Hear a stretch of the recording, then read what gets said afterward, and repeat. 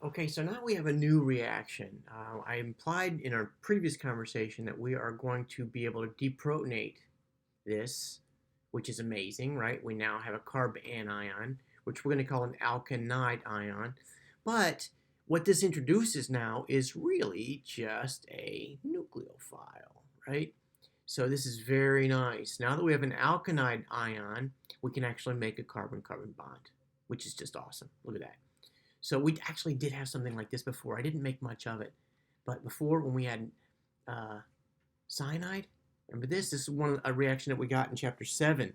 Well, we got, it just looks like, potassium cyanide or sodium cyanide. It just looks like a regular inorganic species, but we were making a carbon-carbon bond there. So we have a carbon with a lone pair of electrons on it with cyanide. But now we've got it with an alkyl, well, not alkyl, it's alkynide, right? But it's an alkyne, but it's like an alkyl group, and we can increase, it substantially increases our capabilities of making carbon-carbon chains, right?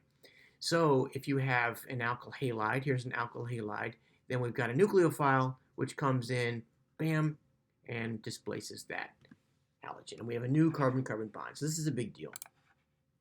Alkylation of an alkynide ion is SN2 substitution, right? As you would guess. So it works best with methyl and primary halides, right? It's not going to go SN1.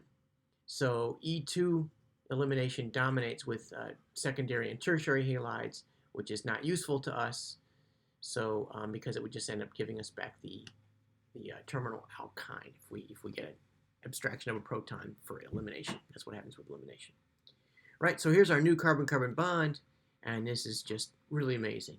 So acetylene can undergo two successive alkylations, where we do the first one, boom, and then we do the second one, boom, right?